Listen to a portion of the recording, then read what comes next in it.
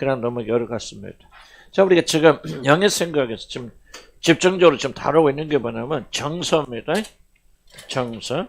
이 정서가 무엇입니까? 이게 한마디로 쉽게 우리가 이게 정의 내리기가 굉장히 어려워요. 왜냐면 감정도 아니고 영적인 것만 있는 것도 아니고. 그러니까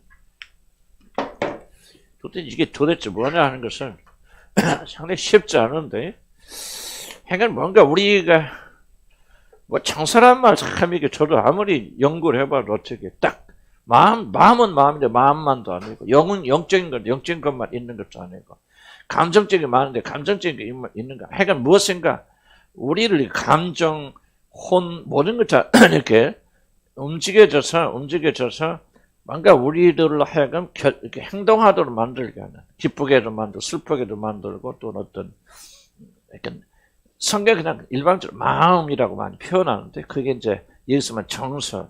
근데 정서란 말도 저는 굉장히 좀 이해가 안 돼요.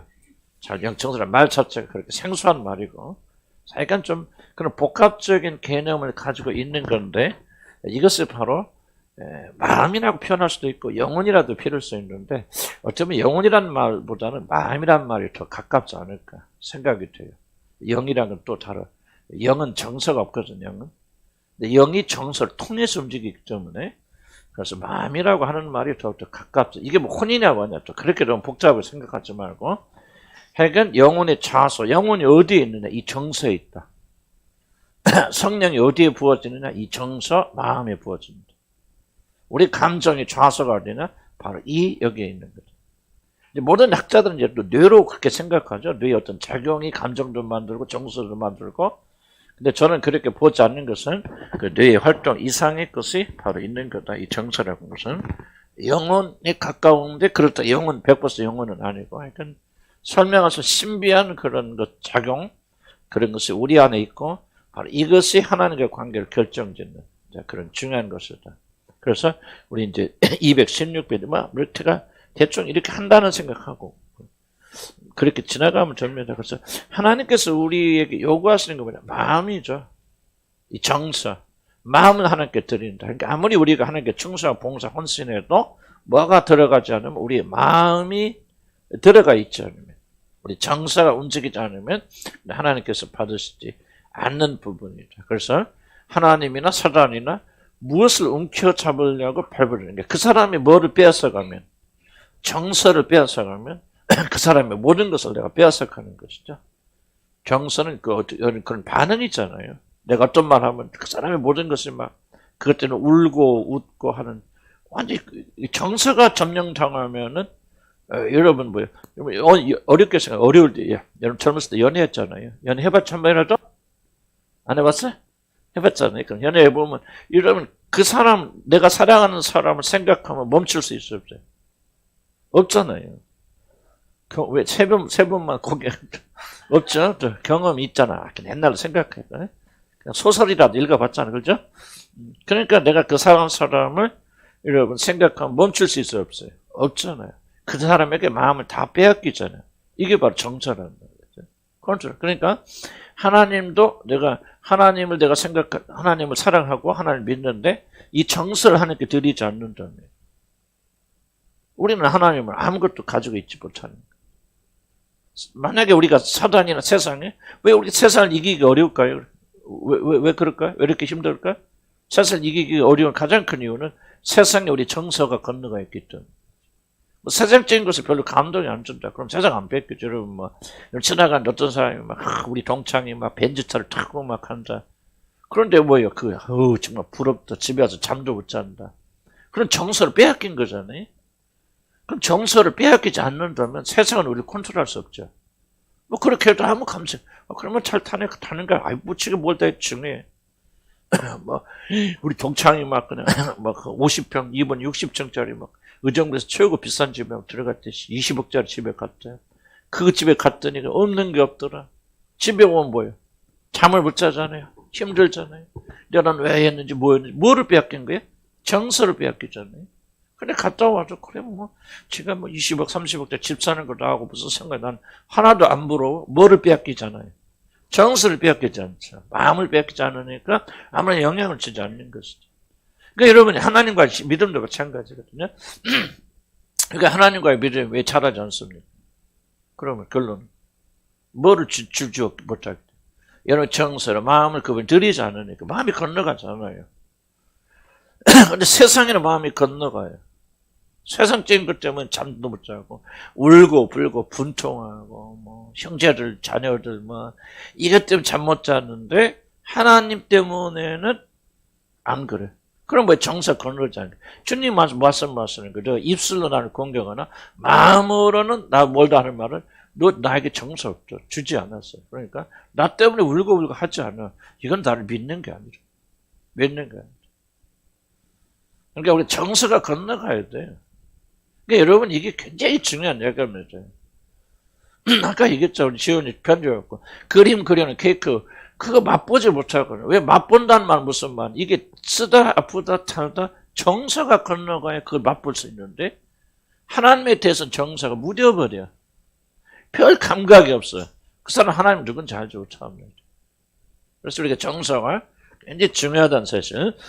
정서가 올바르지 못하면 올바른 작동하지 못하면 우리는 결코 하나님께 올바른 예배를 드릴 수 있다. 그래서 지난번에 얘기했지만 우리 정서를 통해서 내가 그 사람과 하나 될 수 있다. 내가 그 사람을 준단 말이 무슨 말이에요? 그 사람 하나 된단 말은 내가 어떤 말 하는데 운단 말이죠. 연극이 아니고 속에서부터 진짜 그건 정서죠. 정서, 감정, 마음 나한테 건너온 거 아니야. 그 순간 뭐합니까? 우리 하나가 돼버리죠. 하나가 되고. 그러니까, 만약에 정서가 주지 않는, 정서를 주지 않는다면, 마음을 주지 않는다, 우리는 사람과 하나 안 된다. 하나님과 관계도 마찬가지죠. 이 정서의 문제가 굉장히 중요합니다.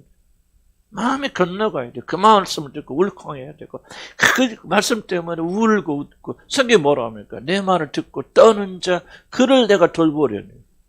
자, 왜 떱니까? 정서가 들어가 있잖아.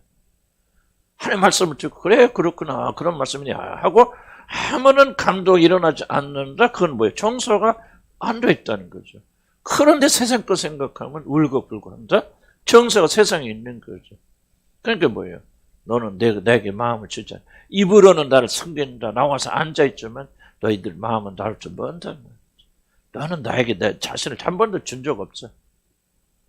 이러면 이게 굉장히 심각한 말씀이거든요. 구원받은 사람은 정서가 변해서 하나님 때문에 울고 이런 것이 우리가 안 일어난다면 그 사람들이 구원 항상 그렇게 할 수는 없지만 이게 굉장히 좀 구원에 굉장히 중요한 부분이라는 것을 이렇게 기억해 주십시오. 그래서 하나님께 대해서 많은 분들이 얘기했습니다. 특히 어려운 분들. 하나님께 충성, 헌신을 봉사하고 자기 재산을 팔아서 하나님께 드릴 수 있는 각오를 하는데 정서만큼 주지 않아요. 이거는 아무것도 드리지 않는 겁니다. 굉장히 충격적인 얘기죠. 우리는 뭐 그냥 물론 헌신하고 뭐 희생하고 또 재물을 주님께 드리는 건 쉬운 일이 아니에요. 어려운 일이죠. 그렇긴 하지만은 이 정서를 드리지 않으면서 드릴 모든 헌신과 봉사는 하나님 받지 않죠. 하나님은 재물을 원하시는 게 아니거든요. 하나님 뭘 원해요? 여러분 마음의 중심을 원하거든요. 그 하나님 때문에 떠는 자, 하나님 때문에 기뻐하고 슬퍼하고 자기 모든 것이 그 마음에 하나님 앞에 녹아져야 되는데 이건 안 와요. 이게 마음은 안 줘요. 죄송한 표현이지만 누가 내가 결혼해서 남자 그래서 그 남자를 해서 내가 희생을 헌신합니다. 밥도 해주고 막 아침부터 새벽부터 일어나서 막 출근할 때 쌀밥에 막 뜨뜻한 밥 줍니다. 죄송합니다. 저녁에 뭐 부부관계도 다 해줍니다. 그러나 뭐예요? 마음만은 안 주는 사람들이 있어요. 그 사람은 뭐예요? 아무것도 주지 않는 거예요. 사실 왜 그렇게 헌신을 봉사합니까? 마음을 주지 않게 해서요. 그렇게 하는 거예요. 하나님과 관계도 똑같아요. 그래서 여러분이 마음이 차가운 것이 사실 신앙에서 제일로 안 좋은 겁니다. 마음이 건너가지 못한다면, 물론 감정만을 말하는 게 아니죠. 마음이 건너가지 못한다면은 절대로 하나님이 받으시지 않아요. 하나님이 받으신 재물은 뭐냐? 정서가 들어가는 거예요. 우리 마음이 들어가는 거예요. 우리 말하면 정성이 들어간다. 그렇게 말하죠. 그런데 그런 것이 하나님과 관계를 결정합니다. 219에 그런 말이죠. 사람이 가진 정서는 영혼의 조차게 같다. 무슨 말입니까? 여러분 영혼이 어디로 가느냐? 조차게는 뒤에서 방향 도는 거죠. 어디로 가느냐? 정서가 이끄는 대로 갑니다. 여러분. 굉장히 중요한 얘기입니다. 조나단 에드워드가 계속 강조한 게 뭐죠? 이 성향을 말하는, 여기서 말하는, 여러분이 말하는, 정서와 조나단 에드워드가 말하는 성향은 같은 단어예요. 같은 말이에요. 이 정서가 성향이 그 사람을 이끌고 가요. 어디로 갈 것인지. 하나님과 관계 속에서. 이 정서가 올바르지 못한 사람은 올바른 길로 나가지 못합니다. 그래서 여러분이 어디로 가고 있느냐 하려면, 그리고 여러분의 영혼이 어디에 있는 걸 알려면 여러분의 정서가 어디에 있느냐를 보면 안 돼요. 무엇 때문에 여러분 흥분하십니까? 무엇 때문에 기뻐하십니까? 무엇 때문에 즐거워하십니까? 무엇이 여러분으로 하니까 눈물 흘리게 하십니까? 무엇이 여러분 하니까 마음이 녹게 합니까? 이게 바로 정서가 있는 것이거든요. 그러니까 아무리 여러분 와서 앉아있고 헌금 잘 내시고 난 죄송해요 뭐 좀 진실을 말해 진리를 말해야 되니까 헌금 내는 게 잘못됐다 내지 않는 게 그런 말 하고 있는 것이 아니라 아무리 여러분이 와서 뭐 에이 나와서 기도해서 눈물을 흘리시고 그래도 여러분 정서가 하나님에 있지 않다면 여러분은 하나님 믿지 않는다 표현이죠. 여러분은 하나님에게 들어가 있지 않는 여러분 영혼이 현주소. 그런데 세상 일을 막 흥분하는데 누가 나를 막 뭐라고 하는 막 불같이 일어나는데 그거 뭐냐? 정서가 자기에게 있다는 거죠. 하나님에 있는 사람들 누가 우리를 뭐라고 해도 때려 왼쪽 때려도 오른쪽 할 수 있고 그러잖아요. 그런데 정서가 자기에게 있는 사람들은 모든 감정이 자기에게 있는 사람들은 그렇지 못하면 누가 하나라도 내 발이라도 밟으면 그 사람 죽이려고 하죠. 우리도 그러죠. 때로는 우리가 그럴 수도 있고 그렇긴 하지만 우리가 은혜 받지 못하면 성령 충만을 못하죠. 그러나 이게 바로 이게 정서인 거예요. 이게 정서. 무엇이? 그러니까 우리가 그리스도의 사람은 자기 자신이 모든 것이 그리스도 함께 십자가 못 박아 죽잖아요. 그분은 정서가 자기가 있던 자기를 향했던 활발하게 있는 정서가 십자가 못 박아 죽었다는 거죠. 그러니까 왼쪽을 때릴 거는 오른쪽으로 때리는 거예요. 요가가 비난해도 그렇네 뭐하네요. 이렇게 말할 수 있고 그냥 받아들이는 거. 그러나 하나님의 관계는 그것 때문에 울고 웃고 복음 때문에 웃고 울고 그렇게 되어주는데 이게 좀 저부터도 구원받지 못 받아서가 아니라 뭔가 좀 이 정서가 언제 회복되지 않았기 때문에 그런 잘 일어나지 않는다. 바로 그것이 여러분의 영혼의 주소입니다. 그러니까 스스로 속지 말할 것은 내가 얼마나 헌신적이냐. 속지 않게 나 주의를 간절히 축복합니다. 마음은 내가 앉아도 열심히 노력한다. 의지는 강해져. 그거 거짓말이에요. 하나님은 여러분 의지와 열매를 보시는 거예요. 물론 열매가 없는 의지는 가짜지만은 그것이 바로 그 열매가 마음으로 도운 건지 사랑으로 도운 것인지 올바른 정서 하나님 사랑하는 마음에서 온 것인지 그렇지 않은 구분하십니다. 그래서 항상 의지는 뭐와 같이 가려냐면 정서와 같이 가야 올바른 의지예요. 하나님 받으신 의지가 되어집니다. 세상적인 의지는 뭐 정서가 없어서 내가 노력하면 그래서 여러분들 가운데 그렇게 노력하시는 분들 계시는데 그때 가보세요. 열매 없어요. 그 사람 공허합니다. 근데 정서가 있고 기쁨과 즐거움으로 새벽 이슬처럼 젊은 청년들이 즐거움을 하면 섬긴다. 우리에게 즐거움을 주고 기쁨을 주잖아요. 그 즐거움이 그 정서죠. 이 정서가 주님께 섬겨야 돼요. 그러니까 마음도 옳고 행위도 옳아야지. 마음은 정서하고 행위만 헌법입니다. 아까 얘기했죠. 마음은 주지 않고 살아가지 않지만 의무로 내가 아내니까 남편이니까 그 남편과 아내를 서로 즐겁게 하고 뭐 하려고 의무로 한다면은 그것은 죽은 관계고 정서가 잘못되어진 거죠. 하나님과 관계를 그렇다. 여러분 이해가시죠? 무슨 말인데? 물론 이건 우리 힘은 안 되죠. 우리 정서 온전히 거듭나야 되고 성리 충만해서 우리 정서까지 온전히 바뀌어져야 되지만은 그래서 221페이지 마지막에 보면 여러분이 세상 살아가는 동안 방패 무엇이 됐든 간에 예수님의 십자가로 여러분의 정서와 세상 사이를 자, 우리들 문제 뭐예요? 무슨 뜻입니까?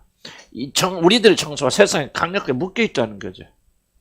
이게 거듭나지 않고 하나님 자녀가 아닌 사람 무슨 말입니까? 세상 때문에 울고 웃고 세상이 바로 희로애락에 우리 정서와 감정과 그 모든 영혼에 이 모든 좌소가 세상에 들어가 있죠. 그래서 뭐예요? 이 십자가를 갈라놓으란 말은 무슨 말입니까? 아까도 얘기했지만 여러분 예수님을 주로 받아할 때 그것은 무엇을 의미하는 거죠? 여러분 예수 그리스도와 함께 죽었다는 무엇이 죽었다는 겁니까?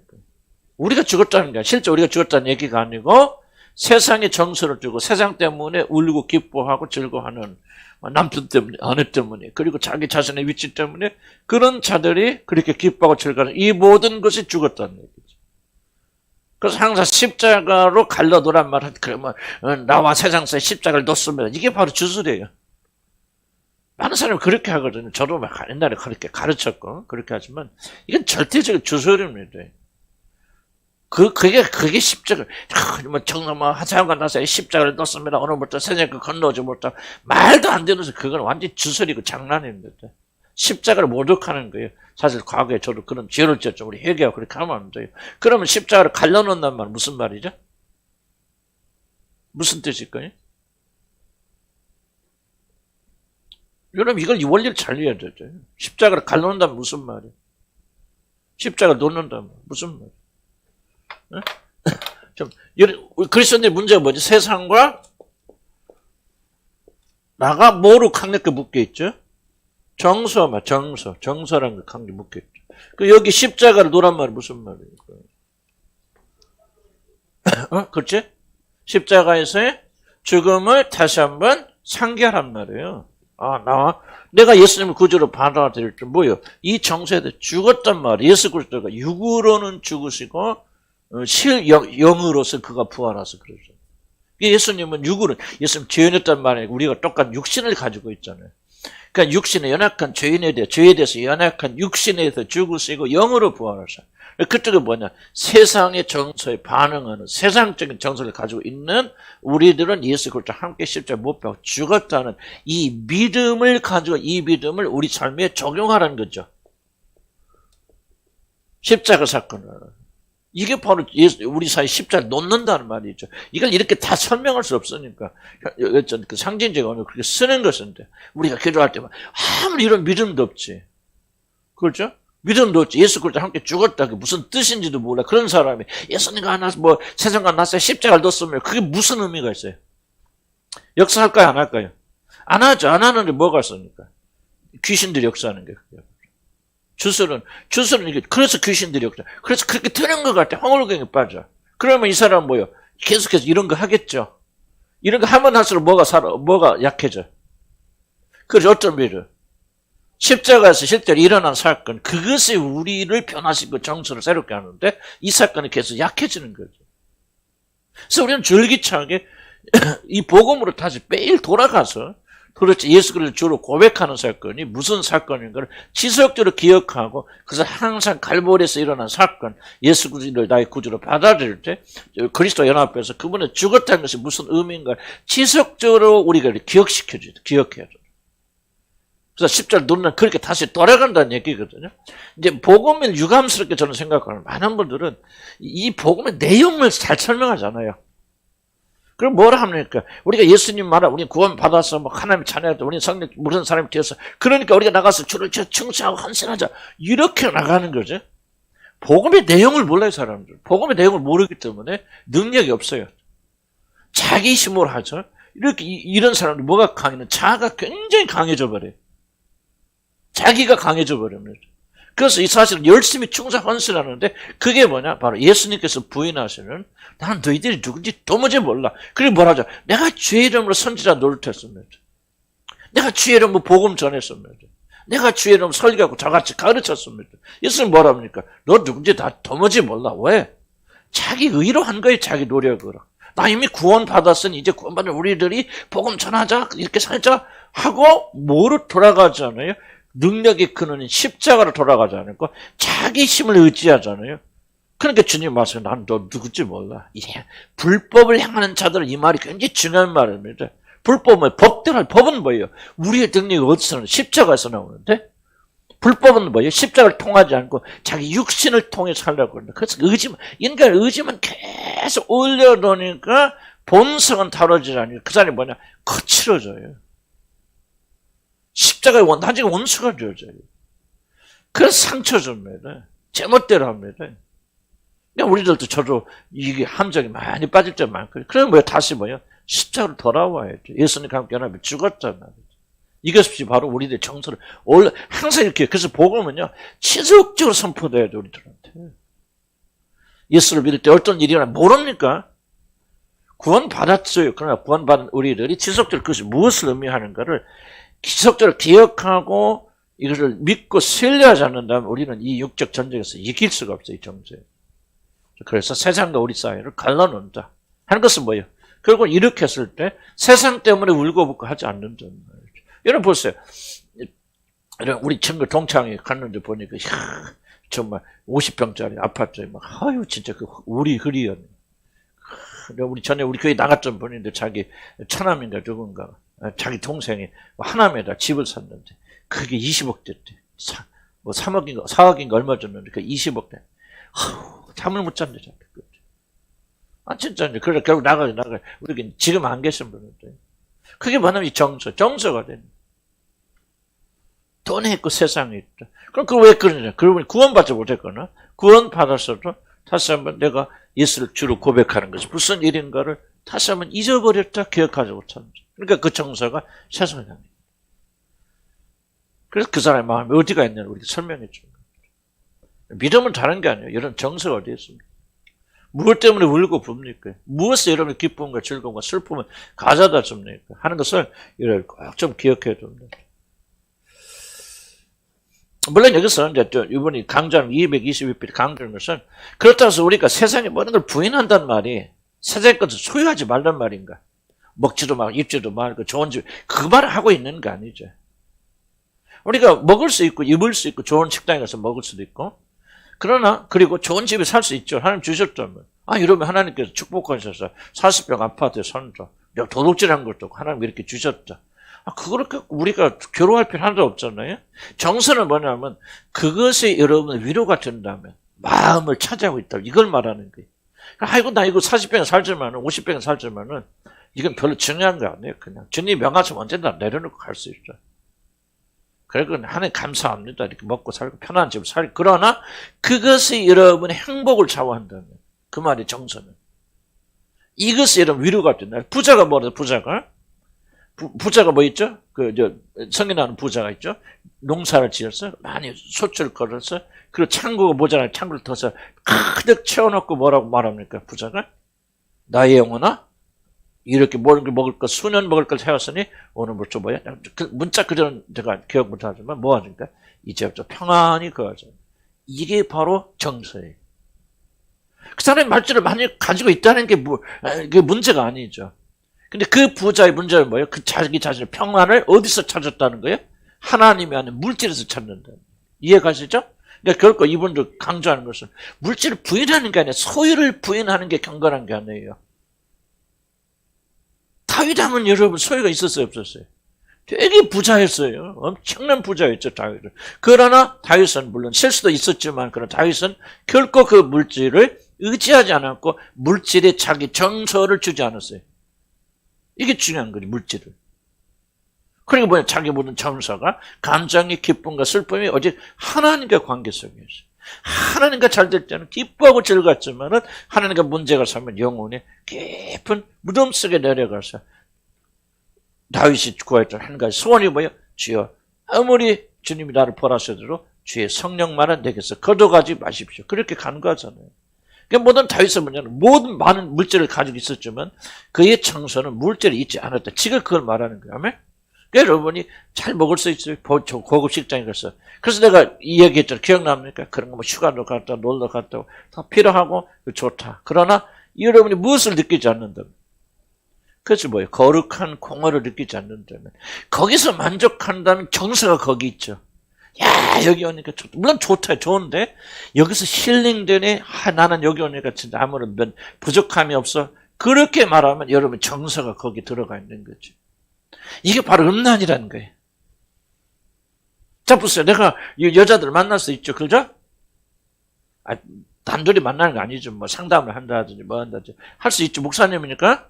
그런데 만약에 내 마음이 여러분에게 위로를 받는다면 내 마음이 여러분이 건너간다면 이거는 좋은 거예요, 나쁜 거예요? 나쁜 거지. 음란한 거죠.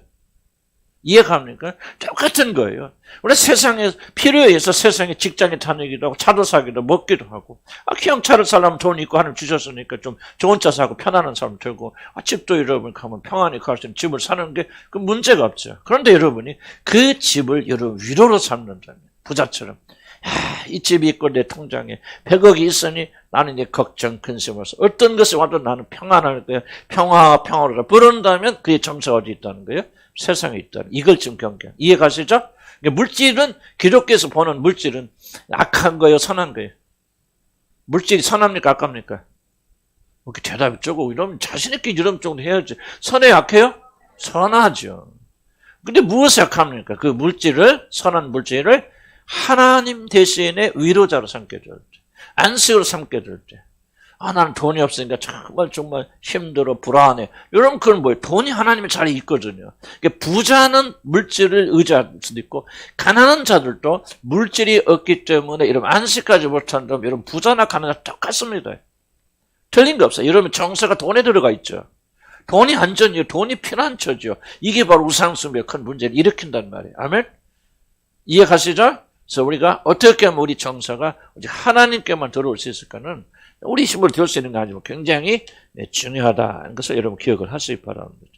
그래서 이제 223페이지 사도 바울이나 그런 사도들이 있어서 여러분 계속해서 한번 볼까요? 중간에 내가 생각하는 하나님의 사도인 우리를 한번 읽을까 시작. 내가 생각하던데 하나님의 사도인 우리를 죽이기로 작정한 자같이 드셨음에 우리는 세계꽃 천사와 사랑의 구경거리가 되었노라. 바로 이 시각까지 우리가 줄이고 목마르고 헐벗고 메마르고 정처가 없고 또 수고하여 친히 손으로 일을 하며 모욕을 당한 즉 축복하고 박해를 받고 환면하지. 우리가 지금까지 세상에 더러운 것과 박물을 찌껍게 되었더라. 왜 이런 일을 하나님 행하십니까? 정말 사도 바울은 일생 동안 하나님의 영광을 위해서 자기 자신을 헌신하고 모든 걸 희생했던 그 사람의 그 거룩한 자들에게 하나님이 어떻게 이렇게 잔인한 일을 하십니까? 하나님께 이런 일을 통해서 사도 바울에게 절대로 무엇을 지금 하나님께서 지금 사도 바울 요구하고 계십니까? 그렇죠.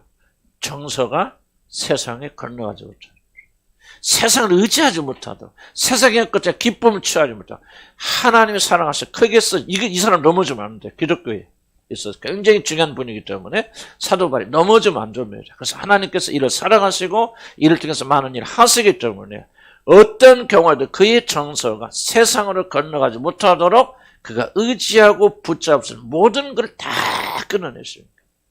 그래서 말년에 사도 바울 주위에는 아무도 안 남습니다. 거의 누가 어떤 디모데 몇 명 빼놓고는 다 사도를 떠나간 거죠. 어쩌면 인간적으로 굉장히 비참한 사람이에요. 가는 곳곳마다 핍박받았죠. 또 자기가 복음 전서 개척한 교회에서 나중에 또 반대운동이 일어나죠. 왜 또 유대인들이 들어와서 율법을 가르치니까 사도 바울을 미워하고 배격하죠. 어디를 가든지 사도 바울은 배격당한 사람. 왜 하나님께 그런 일을 하셨을까? 어떤 경우에도 그의 정서가 세상으로 건너가서 세상을 의지함으로 하나님을 의지하는 마음이 끊어지지 않아요. 하나님만 의지하죠. 하나님에게만 잘 정서를 주도록 그렇게 만드셔요. 중요한 것은 하나님은 사도 바울에게만 그렇게 하시는 것이 아니고 우리도 정도는 차이가 있을 수 있지만 우리를 향하신 하나님의 뜻은 우리 모든 정서가 오직 하나님에게만 건너가요. 그것이 우리에게 중요한 일이죠. 그래서 우리는 저와 여러분 사도 바울과 같은 사람 아니지만은 그래도 우리가 이런 일이 일어나도록 이렇게 되도록 우리 간구하고 살아야 됩니다. 그런 이제 다행한 것은 사도 바울은 다 모든 거 홀로 이렇게 했지만 앞에도 얘기했죠. 우리에게 주시고 충분히 주시고 채워주시고 그럼에도 불구하고 우리들이 의지하지 않도록 그 정서가 그것에 머물지 않도록 그렇게 하는 거죠. 정서 싸움이라 하는 것을 여러분 기억하죠.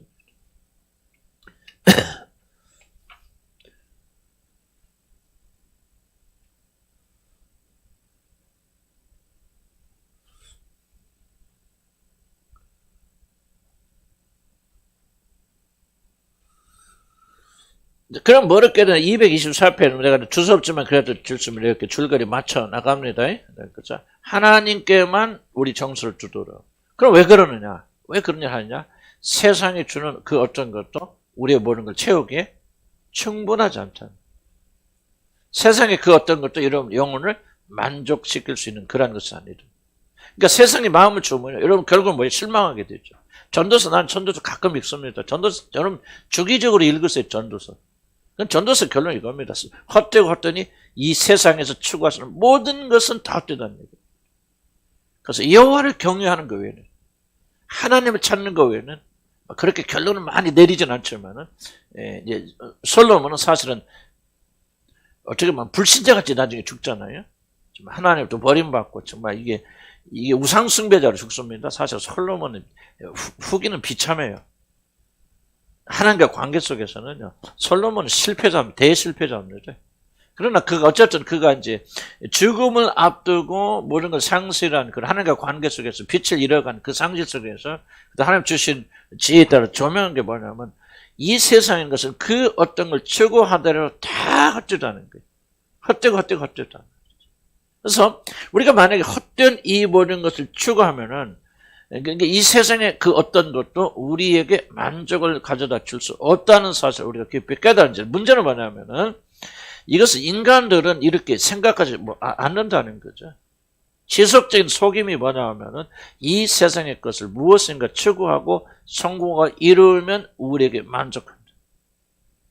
여러분 신앙을 떠나지 않더라도 우리가 교회 안에서 목사로서 내가 성공한 만족했죠. 이걸 지속적으로 이게 큰 유혹이죠. 물론 저를 볼 때 그걸 이렇게 의도적으로 밖으로 추구하진 않아요. 그런데 문제는 뭐냐면 그를 못한 내 상황에서 그냥 반대되는 상황 속에서 내가 얼만큼 만족하며 사느냐, 이것은 지금 그 역으로 내가 얼마나 보이지 않는 반대편에 추구하고 있는가 보여주는 거거든요. 만약 진실로 세상에서 추구할 것이 아무것도 없다, 세상에 주는 것은 실망밖에 없고 내가 가장 기독교에서 성공하여도 그런 마지막에는 그런 허망할 것이다 라고 하는 것을 진심으로 믿고 있다 하면 결과가 뭐냐면 그러지 못한 사람 반대쪽 상황 속에서 내가 기뻐하고 즐거워야 되거든요. 내가 기뻐하고 즐거워하지 못하다는 말은 뭐냐면 좀 반대쪽 것이 성공하지 못했기 때문에 내가 이러는 공허하고. 그래서 여러분의 영혼의 가장 큰 건강 상태 중에 하나는 뭐냐? 정말 기쁨이 있습니까? 이 말입니다. 여러분 속에 솟구치는 기쁨이 모릅니까? 실패에도 불구하고 연약함에도 불구하고 만약에 여러분의 이 솟구치는 계속되는 지속적인 여러분 기쁨이 없다 하면은 여러분의 영혼은 어딘가 지금 병들어 있는 상황. 그리고 여러분의 정서가 하나님 향해 있지 않아요. 하나님 일을 열심히 하면서도 여러분의 정서는 하나님에 있지 않고 성공에 있기 때문에 다른 것에 있기 때문에 그런 것이 주어지지 않을 때 만족하지 못하는 거예요. 그래서 우리는 지혜롭게 여기 자기 자신을 좀 평가를 해봐야 되는데 그래서 저도 이런 면에서 지금은 제가 성공한 사람 부러워하고 그러진 않거든요. 그렇긴 하지만은 과연 제가 지금 처해 있는 위치에 대해서 얼만큼 기뻐요. 물론 다른 구원에 대한 기쁨과 감격이 있지만 그 영역에서 내가 얼마나 기뻐하고 즐거워요. 이게 바로 정사인데 그래서 아직은 제가 길이 모른 거예요. 그래서 아직도 내 안에는 이런 그 세상의 성공의 열망이 내 안에 강하게 자리 잡고 있구나. 그것이 바로 내 안에서 기쁨을 누리는 하나님과 관계에서 기쁨을 누리는 것을 방해하고 있다는 말이죠. 그래서 여러분이 그냥 어떤 흥분 상태가 아니고 이런 그 실패의 영역 속에서도 얼만큼 기뻐하고 물론 서서히 그렇게 변화되고 있겠지만은 얼마나 그러냐. 근데 그렇게 되지 못하는 가장 근본적인 원인은 뭐냐 하면은 세상에 있는 모든 것은 다 성취한다 할지라도 세상의 것은 결코 우리의 영혼을 깊이 만족시킬 수 없다는 사실을 아직도 우리는 정확하게 이해하고 있지 못하죠. 아직도 우리 마음의 중심, 육신, 특별히 육신을 우리를 속여서 세상의 것을 추구하고 성공하겠지만 우리 참으로 만족할 것이라는 사실을 지속적으로 여러분이 무의식은 그것을 믿고 있고 강력하게 선호하고 있기 때문에 그런 일이 일어나지 않을 때 우리가 참된 기쁨이 일어나지 않는다. 그래서 여러분 이게 진리 싸움이에요. 우리 하나님이 계셨던 진리의 말씀을 여러분 들어서 이 말씀을 가지고 여러분 이보는 걸 바꿔나가지 않는다면 우리는 결코 우리 정서는 올바른 것을 가지 않는다. 물론 우리 정서는 1차적으로 거듭나게 될 때 바뀌어집니다. 성향은. 그러나 그 성향이 올바른 방향으로 가려면 지속적으로 그 성향이 진리의 인도와 이끄심을 받지 않는다면 그 성향은 빛 가운데 거할 수가 없어요. 그래서 지속적으로 여러분 진리는 뭐예요? 계속 설명하잖아요. 성경 말씀 뭡니까? 전도서일까? 예를 들면 이 세상에 어떤 영광을 추구하더라도 그 영광의 끝은 뭐냐? 공하다. 헛되다. 공하다 말이지. 솔로몬 같이 세상 영을 가장 많이 누렸던 사람도 마지막 때 그 할 수 있는 것이 뭡니까? 헛되니 모든 것이 헛되다. 헤아리는 모든 것이 다 헛되다. 공허밖에 없다면 세상은. 그런데 우리는 뭐야? 그 공허를 쫓아가다. 그래서 세상에서 뭐 서해야 되고 뭐 해야 되고 성공해야 되고 뭐 해야 되고 이러면 이거를 여러분이 직면하지 못한다면요. 여러분의 신앙은 전전이 없습니다. 여러분은 계속해서 여러분 행위에 도취해가지고요. 그렇게 살아갈 뿐이에요. 이걸 직면해야 된다. 그래서 성령께서 조명해 주셔서 마음속에 깊은 깨달음, 오해가 이제 좀 이따 우리가 특히 이제 그 마가복음에서 예수님이 씨 뿌리는 비유를 우리가 이제 배울 차례인데 그거 굉장히 중요한 핵심입니다. 하나님의 나라를 이해하는 열쇠가 바로 10불인자의 비유예요. 이거 이해하고 이것이 다시 잡히면 그다음부터 하나님 나라를 이해할 수 있는데 이게 안 되면 안 돼요. 그래서 그때부터 이제 이 시간을 좀 연결해서 잘 그렇게 좀 나누도록 하겠습니다. 그래서 이게 이제 그 부분. 225페이지 다 그런 얘기고요.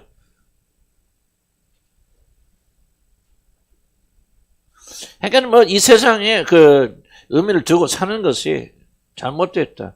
226페이지 세 번째 줄 보면 거룩하고 지혜로우신 하나님께서 우리가 이 세상의 것들을 가치를 두고 온전히 누릴 만한 시간을 허락하지 않으셨습니다. 오로지 그 짧은 인생의 시간 동안 영원한 복락과 영원한 비참이 결정되는. 이게 이제 저 인생에 70년 살잖아요.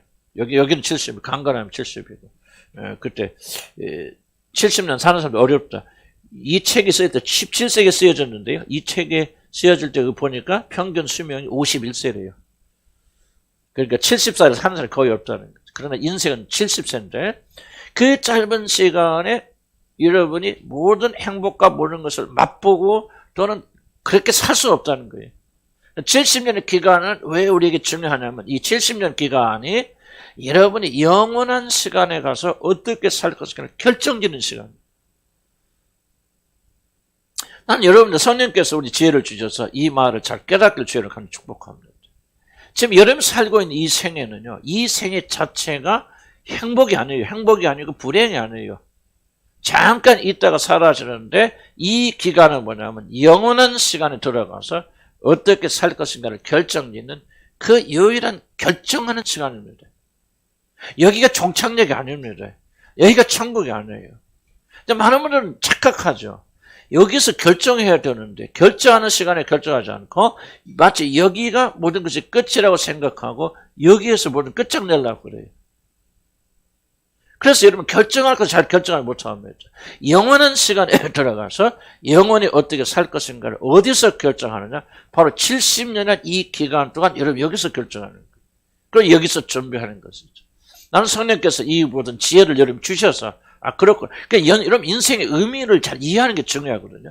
이게 뭐냐? 난 70년이고 70년밖에 80년밖에 못 살아. 그러니까 이게 내게 준 유일한 기회이기 때문에 이 기회를 잘 활용해야지 이때 행복해야지라고 그렇게 사신다면은 여러분 그렇게 사실 수밖에 없죠.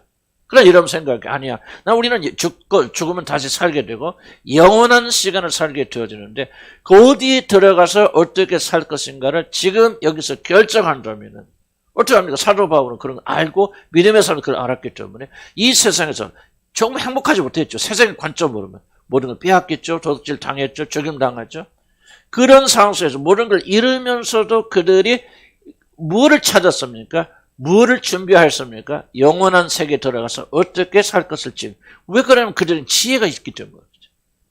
영원을 알 수 있는 지혜를 주셨기 때문에 그들은 죽음이 끝이 아니구나. 이때부터 시작이 되어지는 거예요.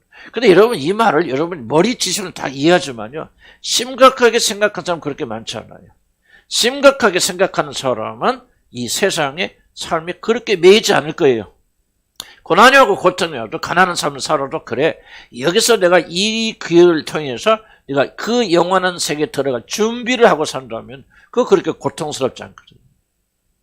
근데 예수를 믿는 사람들도 무엇에 총력을 기울이냐면 그런 삶에서 탈피하여서 지금 이 세상에서 어떻게 하면 행복하게 살 것인가 그리고 그렇게 살지 못하는 것 때문에 한탄하고 그리고 원망하고 불평하고 산단 말이에요. 그러니까 저와 여러분에게 정말 필요한 게 뭐냐면 영혼에 대한 지식이 우리에게 결여되어 있다는 거예요. 들음으로 끝나는 게 아니에요. 이제 10분인자 비유로 나오지만 들은 것을 깊이 깨달아야 열매가 맺히는데 이것을 여러분이 10년씩 깨달아서 그렇구나. 인생은 잠깐 있다가 사라지는 것이구나. 그리고 여기서 어떻게 사느냐가 영원한 나라에서 어떻게 사는 결정 짓는구나. 이런 것을 깊이 깨닫는 사람들은 달라지겠죠. 그래서 그렇게 깨달은 사람들은 이 세상에서 죽고 고난당하고 핍박당하고 순교를 당하여도 아낌없이 자기 목숨을 내어주는 거죠. 포기하는 거예요. 왜? 이게 끝이 아니야. 준비하는 거야. 내가 오히려 고난받고 죽임당하고 순교당함으로 영원한 나라에 들어가서 더 좋은 삶을 살 수 있다면 그리고 그것을 알고 믿기 때문에 그들은 어떻게 합니까? 이 땅에 있는 모든 삶을 과감히 포기하죠. 이게 바로 지혜 있는 사람들이었거든요. 그러나 그런 생각을 믿지 못하고 있는 자들은 뭐 구원받지 못해서 그럴 수도 있고 구원받았어도 이런 생각을 깊이 깨닫지 못하고 있는 자들은 이 기회를 놓쳐버린다. 이 세상에 사는. 그래서 이 세상이 마치 종착역처럼 그렇게 지엽게 살기 때문에 영원한 세상에 들어가게 될 때 그 나라에 들어가지 못하고 지옥에 들어가서 영원토록. 근데 여러분 이게 이제 왜 그렇게 심각하냐면 구원받은 사람은 이 말을 그래도 굉장히 심각하게 받아들이겠죠. 그러니까 구원받지 못한 사람은 이 말을 심각하게 받아들이지 못해요.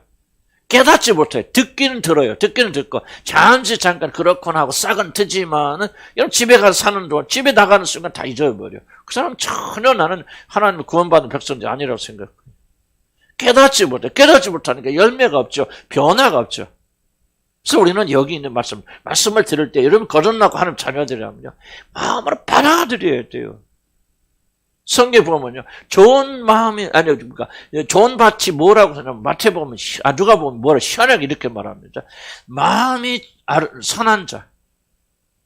마음이 뭐 이렇게 정확히는 선한 자인데 마음이 부드러운 자 뭐라고 했는지 마음이 좋은 자, 선한 자, 깨끗한 자 뭐 그런 뜻이에요. 그런 자는 말씀을 받아. 마음이 선해야 된대. 마음이 깨끗한 자가 말씀을 사모한다는 거예요. 그런 자는 말씀을 들을 때 이게 거스르잖아요. 그 말씀 받아요. 진짜 저 말씀이야. 생명의 말씀이야. 진짜 옳은 말씀이야. 아름다우면 좋은 마음을 가진 자, 부드러운 마음을 가진 그렇게 받는데 마음이 고약한 자들, 아름다지 못한 자들, 세상의 것을 가득 찬 자, 불평만에 가득 찬 자를 다 튕겨버려요. 말씀을. 안 들어갑니다. 그 말씀이. 그때 와 목사 아무리 그렇게 말해도 돈 없으면 어떻게 삽니까? 이렇게 버려요. 마음이 고약하기 때문에. 악하기 때문에. 근데 마음이 부드러운 자는 그렇지 않아요. 생명으로 받아서 하나님 깨닫게 해서 알게 해서 나 저 말씀대로 살기를 원합니다. 그래요. 이 세상에 사는 것은 우리가 저 영원한 날 들어가는 것을 결정하는 기회입니다. 하나님 나는 가난을 통해서라도 어려움 통해서도 병을 통해서라도 그 날에 들어가고 싶어. 사도 바울이 그렇잖아요. 내 은혜가 내게 족하다. 너는 병이 없는 것보다도 사단에 가서 얻는 것보다 있는 게 나아. 그러니까 그 말을 듣는 사도 바울은 뭐합니까? 내가 크게 기뻐하고 기뻐하더라. 사도 바울은 믿음이 우리보다 뛰어나서 그런 게 아니에요. 그 안에 성령이 계시기 때문에 지각과 지의 영이 있으니까 그 말씀을 믿음으로 받아들여 순종하게 되어지는 것이죠. 그러니까 열매 일어나지 않습니까? 자 여러분요. 이 말씀을 어떻게 듣느냐에 따라 여러분 운명이 바뀌는 거예요. 부드러운 마음을 가져 사모하는 마음을 가지시고 아멘 하고 듣고 저 말씀대로 싹 일단은 그래서 10년을 가지고 들으세요. 그럼 싹이 틉니다. 말씀들이. 고약한 마음 갖지 마세요. 튕겨내지 마세요. 야, 왜 목사님이 나를 안 도와주면 그런 생각 하지 마시고요. 여러분 그런 생각을 가지고 악한 마음을 가진 자는 말씀 하나도 안 들어갑니다. 그럼 여러분 죽어요. 사모하는 생명을 받으세요. 이 세상에 어떻게 살 것이냐. 영원한 내가 나라에 가서 어떻게 살 것이냐. 지금 여기서 우리가 결정 짓는 거예요. 그러니까 내가 여러분끼리 강조하는 거 아니에요. 나부터도 여러분들은. 정서 어디로 흐르고 있나. 뭐 이게 좀 그렇고 넘어갑시다.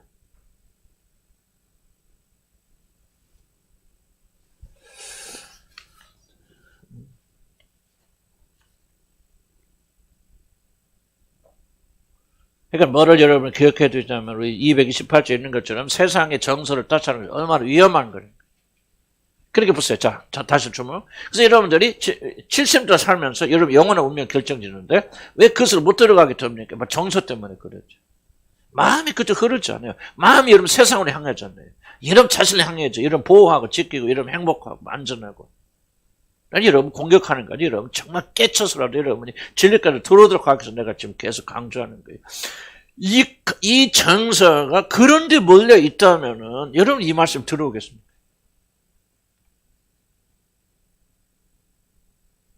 구원 받고 못 받고 그건 1차적이에요. 나는 거듭나서 물론 그게 제일 중요한 원칙이죠. 그러나 다 거듭나 합시다. 왜 어떤 사람 은혜 받습니까? 정서가 하나님께 있는 자들, 하늘나라에 있는 자들, 그 정서, 감정이 영원한 세상에 있는 자들을 그쪽 향해 나가서 그래요. 내가 이 세상에서 조금 손해보더라도 없더라도 가난하고 병들더라도 그 나라에서 영원한 그 세상에 가서 행복할 수 있다면 하고 그 말씀 들을 때 정서가 움직이니까 그 말씀이 힘이 되고 기쁨이 되고 위로가 되잖아요. 정서가. 맞는데. 근데 여러분 정서가 하늘을 향해 있잖아요. 땅이 있어요. 그 말 별로 와닿지 않아요. 기쁨을 일으키지 않아요. 하나님 말. 여러분 영원한 날에 들어간다. 여러분 속에서 여러분의 정성 하늘 향해 있는 거죠. 그 말할 때도 기쁨이 올라옵니다. 올라와요? 안 올라와요? 힘이 생기죠. 왜? 정서가 움직이잖아. 정서. 그런데 정서 하늘나라에 있지 않은 사람들은요. 아무리 하늘나라 이야기해도 기뻐요? 안 기뻐요? 안 기뻐요. 움직이지 않아요. 왜? 정서는 땅의 것이 있으니까. 근데 만약 여러분 어떻게 하면 여러분 부자 됩니까? 뭐 어떻게 하면 여러분 건강해지는 방법 또 이런 것들 하나님께 어떻게 쭉 그럼 여러분 솔깃하다. 왜 솔깃합니까? 여러분의 정서가 세상을 향해 있기 때문에. 여러분의 정서가 여러분 자신을 향해 있기 때문에 그래요. 움직이지 않아요. 동하지 않아요. 그러니까 자기 마음이 동하는 대로 흘러가거든요. 여러분이 누구냐는 것을 알려면 여러분이 어떤 행동을 하느냐를 보면 알아요. 결정적으로 결정할 때 왜 나는 이런 결정을 내리지? 그게 정서입니다. 평소에 이러면 안 되지. 이렇게 잘해야지 하는데 막상 그 자리에 들어가면 딱 그렇게 잘못된 결정을 내리는 이유는 뭐냐? 여러분 정서가 그리 향해 있기 때문에 그래요. 이게 굉장히 무서운 것이죠. 정서가 변해야 돼요. 정서가 흐르는 거 흘러가야 돼요. 그래서 우리가 뭐예요? 지속적으로 거듭났은 분들은 그래서 하늘나라에 대해서 계속 왜 생각과 묵상해야 된다 그럽니까? 많이 생각하는 쪽으로 여러분 정서가 흐르잖아요. 감정이 흐르잖아요. 기쁘잖아요. 즐겁잖아요. 그러니까 하나님 나라 이야기할 때 즐거운 거예요. 기쁜 거예요. 즐겁고 기쁘니까 하나님 나라를 위해서 일하는 거예요. 그런데 즐겁고 기쁘지 않아 하나님 나라를 생각하지 않아 계속 땅의 거 생각해. 어떻게 하면 내가 더 좋은 집으로 이사 갈까? 어떻게 하면 돈 이렇게 할까? 뭐 할까? 계속 세상으로 정서가 향해요. 그럼 기쁨도 거룩하죠. 그러니까 여기 하나님 진리 말씀 들을 때 하늘나라 이야기하면 기쁘지 않아요. 땅에 거 얘기하면 기뻐요. 그럼 계속적으로 여러분 정서가 그렇게 흘러가죠. 그리고 거기에 맞는 결정 내리고 행동을 하게 되어지는 거예요. 정서가 바뀌지 않으면 우리는 우리 행동 바뀌지 않을 거예요. 여러분 정서 어디로 흐르느냐가 여러분 영이 어디 있냐 흐르는 거예요. 나는 구원 받는지 안 받는지 난 모르겠어요. 여러분 다 거듭나기를 그래 믿고 싶고 또 믿고 그래. 그러나 나는 이 정서에 대한 문제를 딱 들치고 나가면 심각해지잖아요. 아니 내가 누군가를 사랑한다고 말해. 사랑해. 말을 하죠. 그러면 여러분 진짜 사랑하는지 아는지 어떻게 압니까? 정서로 알죠. 사랑하는 사람 말 이야기할 때 뜨거워요. 손잡으면 전기가 와요. 그 사람에 대한 무슨 이익을 위해서라도 나는 무슨 희생이다 할 수 있어. 그러면 나는 결과가 뭐야? 아, 내가 그 사람 사랑하는구나. 말은 내가 사랑한다고 말하지만 그 사람 생각해도 뭐, 우리 감도 일어나잖아요. 난 정서의 정서잖아요. 여러분 자식 사랑하잖아요. 저도 우리 아들 생각하면 24시간 많이 생각합니다. 뭐 먹을 때로 막 우리 아들 생각. 그럼 뭐가 올라와요? 정서 올라와요. 감정이 다 올라와요. 보고 싶은 마음, 고마운 마음. 어? 또 오늘 내 생일이라고 또 가기 전에 한 달 전에 편지를 탁 써갖고 제 엄마 감추면서 생일날 주세요. 그리고 거기다 카드를 골랐는데 뭐는 골랐냐면 우리 아빠 슈퍼맨 그래갖고 어디 가서 그런 내가 우리 진짜 죽었어. 어디 가서 이런 거 샀다. 슈퍼히어로 슈퍼히어로. 그걸 생각하면 뭐야? 불이 나죠. 이야, 참 아버지를 이렇게 생각하나. 그러니까 가서 돌아다니면서 이렇게 자기 그 안에 위로한 거다. 아버지 뭐 그런 힘을 내세요. 뭐 하면서 다 그러면 그게 정서는. 그러니까 항상 뭘 할 때마다 먹을 때마다 아들 생각나지. 이거 사줬으면 좋겠다. 이게 바로 정서예요, 정서. 그러니까 내 마음이 흘러가잖아. 계속 흘러가니까. 우리가 하나님에 대해서 그래야 돼. 저도 그런 게 좀 마음이 괴롭지.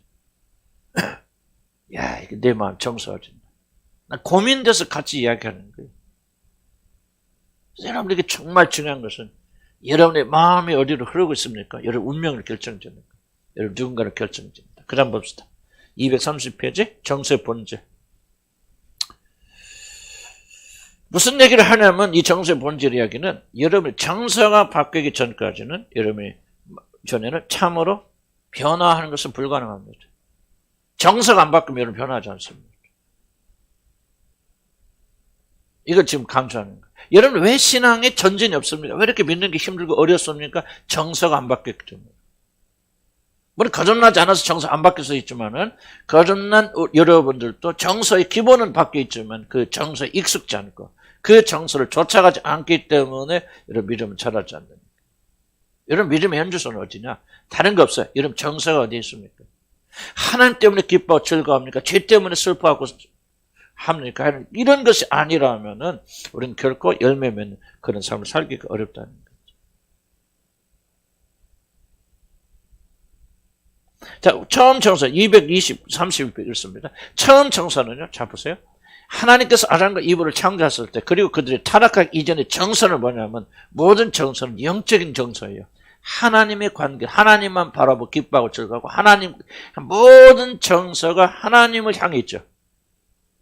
하늘을 향해 있습니다. 영적입니다. 그 죄가 들어온 다음에 뭐냐? 이 정서가 완전히 변질되어 버립니다. 더 이상 하나님으로부터 영적인 것으로부터 기쁨을 추구하지 않아요. 그 죄가 들어온 다음부터 뭐합니까? 이 모든 정서의 근본이 어디로 흘러가냐면 자기와 세상으로 흘러가요. 이게 죄의 가장 핵심적인 피해입니다. 다시 한번 이게 중요합니다. 타락하기 이전에는 정서가 제대로 흘러갑니다. 자 보세요. 하나님께서 아담을 만드시고 자기 성령을 부어주시잖아요. 성령을. 자기 영을 주었어요. 그래서 하나님 형상으로 지원받죠. 그러니까 뭐예요? 그 하나님의 영이 그 사람의 핵심이기 때문에 그 사람의 모든 정서, 기쁨과 이 모든 것들이 어디서 나오냐? 하나님과 관계, 영적인 데서 흘러난 영적 존재가 되어졌습니다. 그런데 그가 죄를 지음으로 인해서 영적인 영이 죽잖아요. 내가 정령 죽으리라 아담의 영혼이 죽어버리잖아요.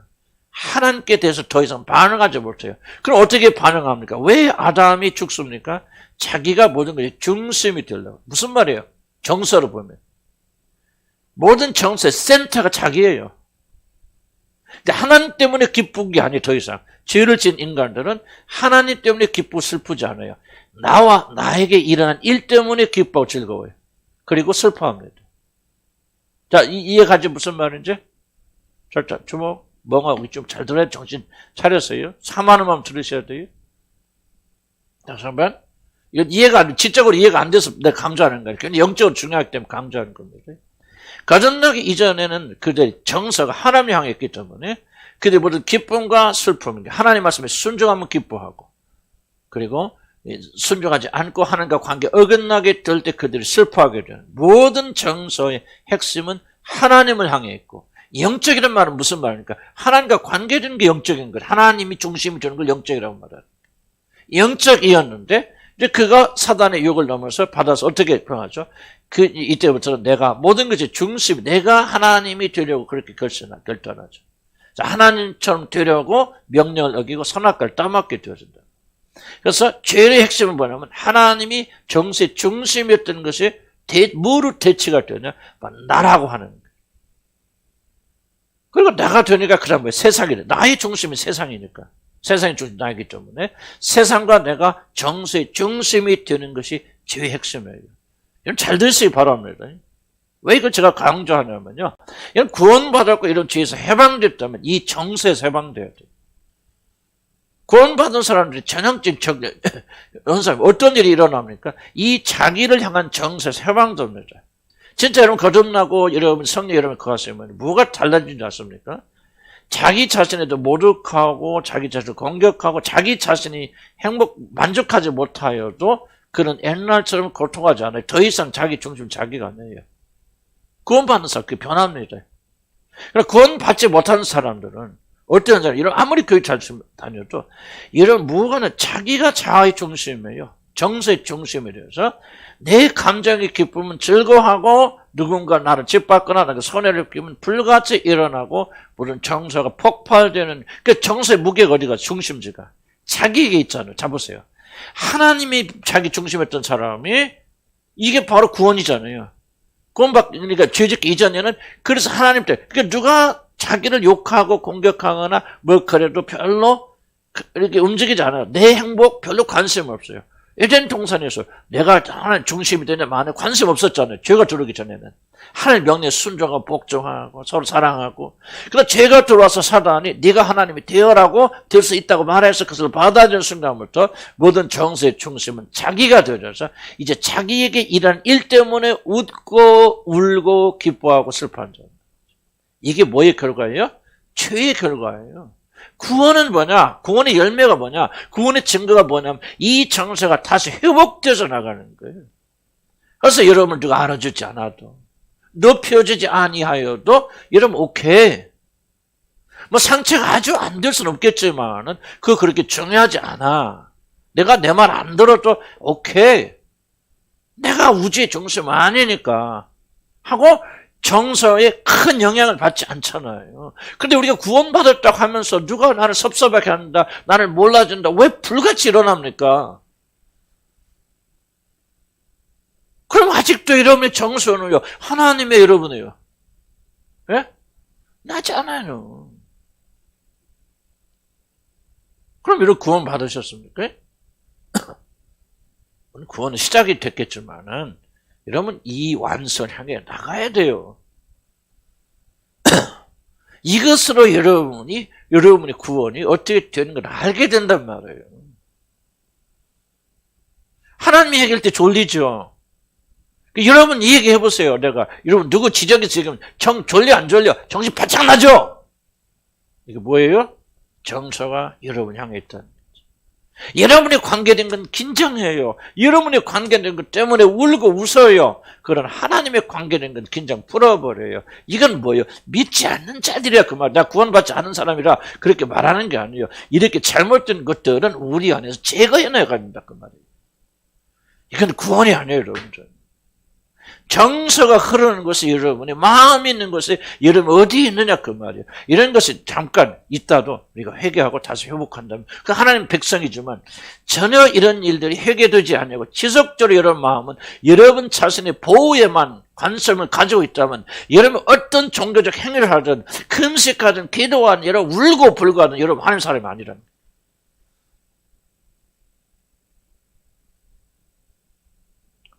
뭐, 그 아닌 사람 어떻게 하겠어? 내가 그렇게 만들 수는 없겠죠. 그러나, 여러분, 우리가 속임에 넘어가면 안 된단 말이죠. 여러분, 마음에 어디가 있냐? 무엇 때문에 우느냐? 그 말이에요. 무엇 때문에 웃느냐? 그 말이죠. 무엇을 즐겁게 하고, 무엇을 슬프게 하느냐? 구원받은 사람, 이 정서가 변한단 말이에요. 아멘? 우리 이미 변할 수 있는 출발은 되었죠. 거듭남으로 새로운 성향을 주어졌기 때문에, 그 새로운 것이 우리 전체를 장악해서 새로운 것이 주어졌다 할지라도 우리가 그 다음 구원받는 다음 날부터 우리 정서 확 바뀌어가지고 누가 나를 뭐라고 물론 당분간은 그럽니다. 성령의 빛에 비추면요 그 사람은요 언제 확 돌아가요. 그래서 그 사람 때려도 안 아프고 욕해도 안 괜찮아요. 그러나 그 빛이 사라지면 다시 옛날로 돌아오죠. 그때부터는 우리 안에 계신 성령님의 지도를 힘입어서 우리가 점점 정서적으로 이렇게 나가요. 바뀌어져 나가야 된다. 무슨 뜻인가 이해하시죠? 좀 화장실 급하죠? 괜찮아요? 좀만 할게 합시다. 아이고, 이게, 젠들 빨리 나가야 된다. 그 다음 봅시다. 우리, 그 다음 페이지, 232페이지 나오면, 부패하는 우리 정서는 육체의 영의 모든 욕심들이 거하는 처소가 되어졌다. 자, 보세요. 왜 우리는 우리 자신 때문에 울고 웃는 것을 심각하게 생각해야 되나?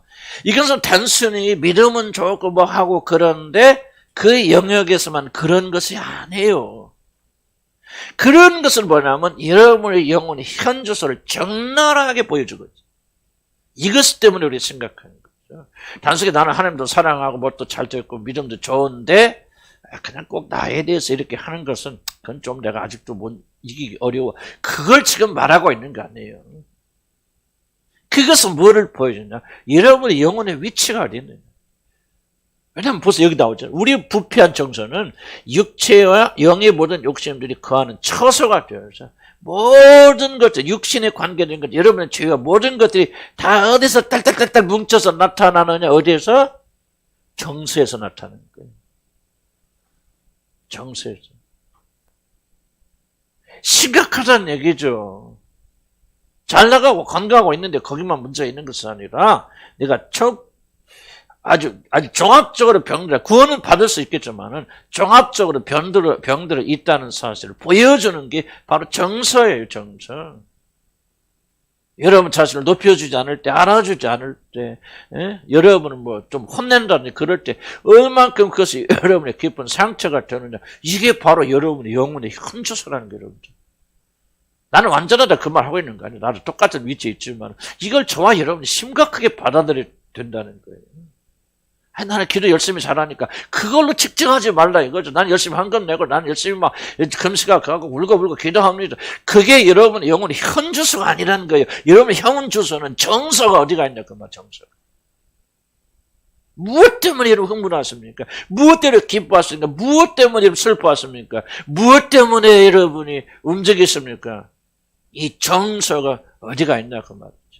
물론 완전한 사람 없어요 정서가. 그러니까 오해는 하지 마시기 바랍니다. 완전하라고 하는 얘기가 아니에요. 그런데 여러분 무엇 때문에 웃습니까? 무엇이 여러분 기쁘게 하십니까? 왜 여러분 무엇 때문에 분노하십니까? 완전을 말하는 것이 아니고 지금 이 방향을 말하고 있는 것이죠. 인간의 모든 악한 탐욕은 부패하고 더러워진 우리 정서 활동을 통하여 나타나는 것입니다. 저 보세요.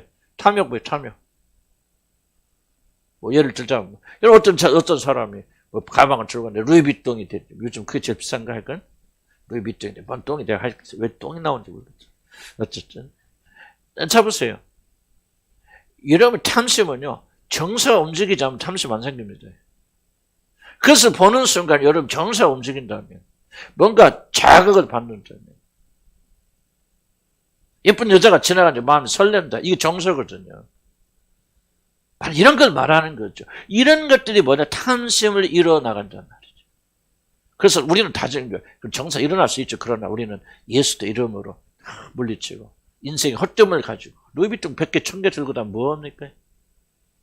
예? 지옥 갈 거를.